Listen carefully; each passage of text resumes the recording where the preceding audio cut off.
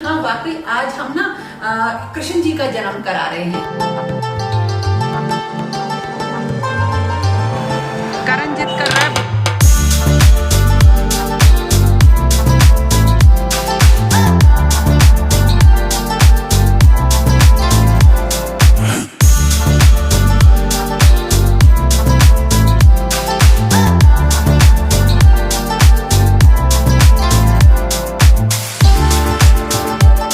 मथुरा में जन्माष्टमी का जो त्योहार होता है वो कैसा होता होगा आप इमेजिन कर सकते हैं। तो ये तो श्री कृष्ण भगवान की जन्मस्थली है, तो यहाँ पे तो जो उमंग है, उल्लास है और जो त्योहार को मनाने का एक्साइटमेंट है उसका तो लेवल ही अलग होता है। ये हैं जमुना जी, यहाँ आए हम जल लेने के लिए।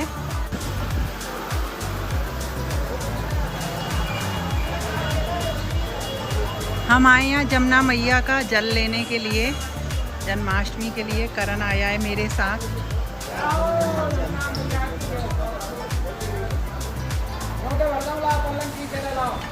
इसमें आगे से दे दो, आगे से बढ़िया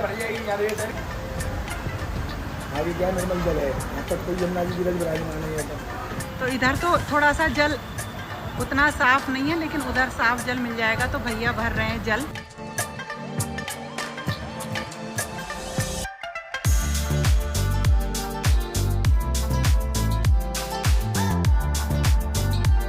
देखो कितना अच्छा लग रहा है ना यहाँ पे जमुना जी का जल। खूब हरा भरा हो रहा है क्योंकि बारिश का मौसम चल रहा है और खूब जल है, निर्मल जल है जमुना जी का।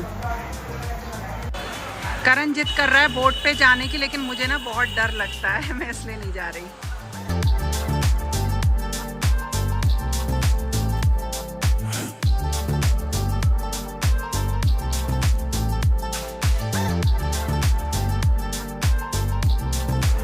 इसमें मैं ले आई थी जमुना जी का जल, तो जो रेत वगैरह होगी वो थोड़ी बहुत नीचे बैठ जाएगी और देखो बिल्कुल साफ हो गया है। इससे ठाकुर जी का स्नान करेंगे। तो देखो ये रख दिया है। एक्चुअली ये मॉर्निंग में ठाकुर जी का स्नान मैं कराऊंगी, तो मतलब जल से ही स्नान होता है। जल से स्नान कराऊंगी, उससे पहले मैं जमुना जी के जल से स्नान कराऊंगी और ये हमेशा ही मैं लेकर आती हूँ।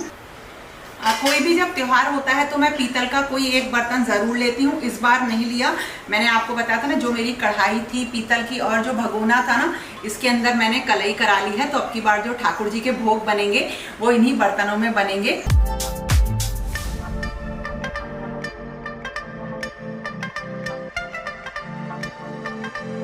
बाहर ना बहुत तेज बारिश हो रही है, बिल्कुल ऐसा लग रहा है कि इससे भारी बारिश तो हुई नहीं है।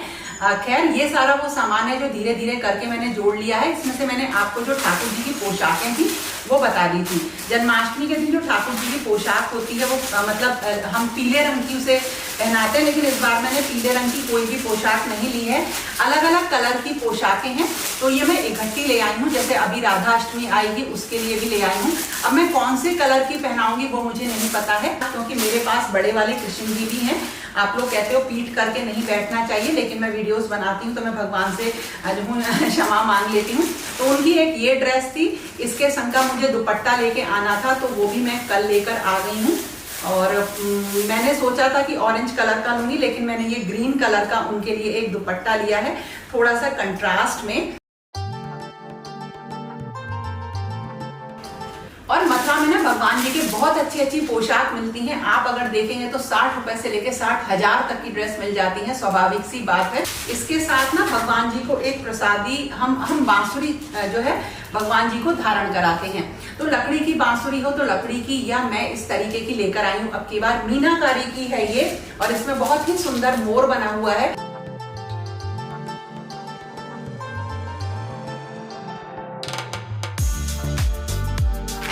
ये कुछ उनकी मालाएं हैं, ये मैं लेकर आई हूँ।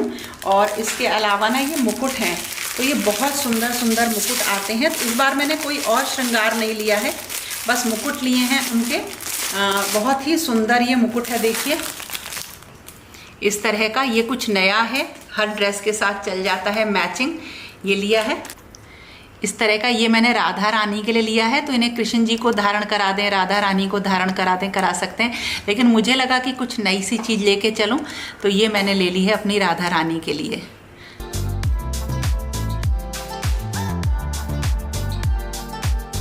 और जो ठाकुर जी जी को स्नान कराने के बाद भोग लगता है पहला, उसमें फलारी का भोग लगता है, जैसे माखन मिश्री का भोग लगाते हैं, मेवों का भोग लगाते हैं और बहुत सारी चीज़ों का आप लगा सकते हैं, जैसे फल है, जो भी आपका मन करे। लेकिन माखन मिश्री बहुत ज़रूरी है भोग लगाना।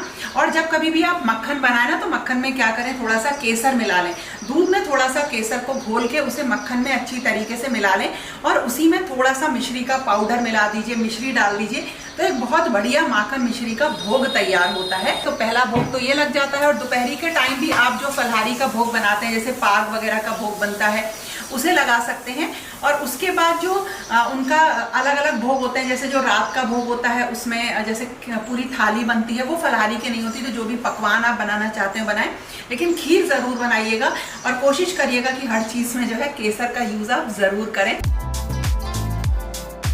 स्नान भगवान जी को जमुना जल से कराती हूँ और रात के टाइम जब उनका जन्म हो जाता है तब हम उनको पंचामृत से स्नान कराते हैं रात के टाइम। तो उसके लिए क्या करते हैं, हम रात को भगवान जी को करीब जैसे ही दोनों वक्त मिलते हैं, शाम के टाइम हम भगवान जी को मतलब सुबह का स्नान करा दिया, दिन में भोग लगा दिया और शाम को जब दोनों वक्त मिलते हैं तो उन्हें खीरे के अंदर रख के हम उनको ऊपर पूरा ढक देते हैं फूलों से और फिर उनका जन्म कराते हैं। और रात को जब 12 बजते हैं तो हम उसमें से निकाल के और फिर चरणामृत से हम उनको स्नान कराते हैं, जिसमें होता है दूध, दही और बूरा होता है और उसके बाद होता है शहद होता है और जल होता है और बहुत सारी चीजें हैं। अलग अलग नदियों के जल भी होते हैं, तो आप उनसे स्नान करा सकते हैं और उसके बाद उनका दोबारा से श्रृंगार होता है। तो आप जैसा चाहें, जैसा आपका मन हो, आप श्रृंगार रिपीट कर दीजिए, नया श्रृंगार कराइए, फिर उनका श्रृंगार करके उन्हें झूले में झुलाते हैं। और एक ये आता है केसर तिलक। तो जब कभी भी ठाकुर जी को हम तिलक लगाते हैं तो मैं तो चंदन का तिलक लगाती हूँ उन्हें डेली में, और उसके लिए मेरे पास ये एक चंदन की लकड़ी है तो घिस के मैं लगा देती हूँ। लेकिन अगर आप जन्माष्टमी वाले दिन या कभी भी जब ठाकुर जी को लगाएं तो उसमें थोड़ा सा ना केसर मिक्स कर लीजिए, केसर चंदन का तिलक लगाइए, थोड़े से केसर के धागे। ये कुछ इस तरह से आता है, चंदन के संग मिक्स होकर आता है ये सही रहता है, ये ले लेती हूँ मैं। और इसी के साथ साथ आता है धुना पाउडर, जो मैंने आपको दिखाया है। अब धुना पाउडर का मैं यूज कैसे करती हूँ, तो जैसे संब्रानी कब हम जलाते हैं उसी के ऊपर मैं धुना पाउडर डाल देती हूँ और पूरे घर में एक बार, दिन में कम से कम एक बार तो जरूर मैं संब्रानी कप जलाती हूँ और उस पर धुना पाउडर डाल देती हूँ। तो ये है धुना पाउडर, ये लगभग डेली होता है मेरा, खत्म हो जाता है फिर आ जाता है। तो अगर आपको ऑनलाइन मिल जाए ऑनलाइन ले लीजिए, वरना आप संब्रानी कप तो जरूर जलाया करिए, क्योंकि उसमें ऑलरेडी बहुत सारी चीजें आती हैं जो कि बहुत मतलब ऑलरेडी घर में काफी पॉजिटिविटी लाती हैं। एक कपूर जरूर मैं जलाती हूँ। यहाँ पे एक डिफ्यूजर है, मतलब इलेक्ट्रिक डिफ्यूजर है बिजली का। अभी जैसे देखिए दीपक जल रहे हैं ना भगवान जी के, तो मैं अभी इसमें कपूर डाल देती हूँ, ऑन कर देती हूँ एक बार, या शाम के टाइम, दिन में जब कभी भी होता है कपूर जरूर जलाती हूँ। अब ये देखिए नई झारी जी आ गई हैं, इनमें जल रखा जाएगा ठाकुर जी का।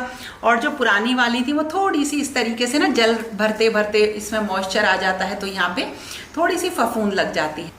और जो ठाकुर जी के बिल्कुल पुराने वस्त्र हो जाते हैं, उनके बहुत सारे यूज हैं, लेकिन अगर आप यूज नहीं कर पाते तो उन्हें फेंकिए मत।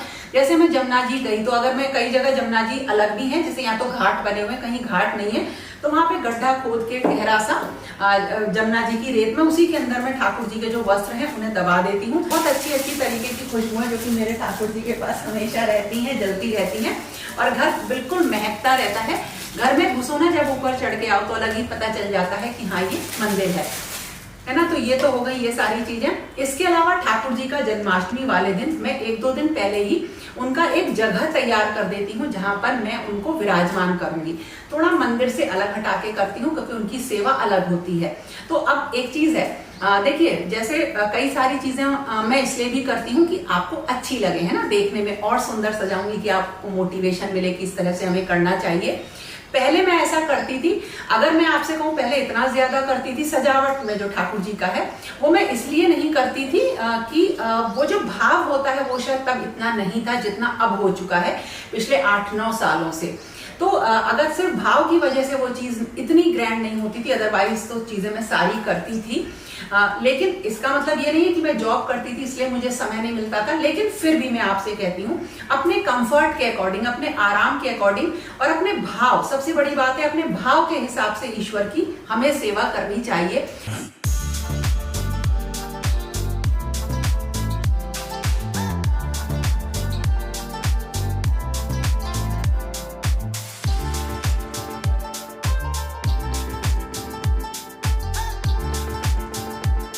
देखो सारी चीजें। तो अलग से एक स्थान ठाकुर जी का 2-3 दिन पहले ही बना दो, 1 दिन पहले बना दो और वहां पर ठाकुर जी को विराजमान करते हैं। तो ठाकुर जी की थोड़ी सी झांकी होती है जिसमें छोटे छोटे खिलौने होते हैं, वो हम सजाते हैं, एक झांकी बनाते हैं ठाकुर जी की, वो मैं जरूर बनाती हूँ, चाहे छोटी बनाऊं चाहे बड़ी बनाऊं, जैसा समय होता है वो उसके अकॉर्डिंग होता है। और आज भी अगर मान लीजिए मेरे वीडियोस में लेट हो रहा है या मेरे पास समय नहीं है तो मैं बहुत एक छोटे सी जगह पे भी कर लूंगी। ऐसा नहीं है कि मुझे वो बहुत बड़ा ही करना है, जितना मुझ पे संभव हो पाता है वो मैं करती हूँ। तो एक छोटी सी झांकी बनाना, ठाकुर जी को स्नान करके उसमें बिठाना और भजन गाना, और जैसे छोटे बच्चे का जन्म होता है तो गुब्बारों से सजाना, तो पीले रंग के गुब्बारों से बिहारी जी का मंदिर सजाया जाता है, तो मैं पीले रंग के गुब्बारे लेकर आती हूँ, उनसे सजाती हूँ। बंधन बार लगाना अपने घर के दरवाजे पे, तो इससे आपको लगेगा कि हाँ वाकई आज हम ना कृष्ण जी का जन्म करा रहे हैं। तो सोचो जब बच्चों का जन्म होता है तो हम इतना करते हैं, तो ये तो भगवान श्री कृष्ण का जन्म है, तो हम उसे क्यों नहीं बहुत अच्छे से मनाएं। और कोई भी चीज जो आपका प्रयास है ना वो बेकार नहीं जाता, निरर्थक नहीं जाता, वो सार्थक होता है जब आपका प्रयास के संग आपका भाव मिला रहता है। तो इसलिए ये छोटी छोटी सी तैयारी होती है। और इसमें एक चीज और है, जब ईश्वर का जन्म हो जाता है तो हम उन्हें झूले में झुलाते हैं। तो मेरे पास एक झूला है जो आप लोगों ने देखा है, लकड़ी का झूला है, मैं उसी का इस्तेमाल करती हूँ, कोई नया झूला लेकर नहीं आती।